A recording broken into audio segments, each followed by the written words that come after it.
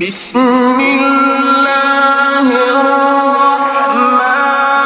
الرحيم الرحمن علم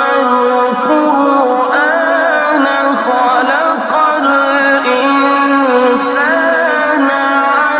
علمه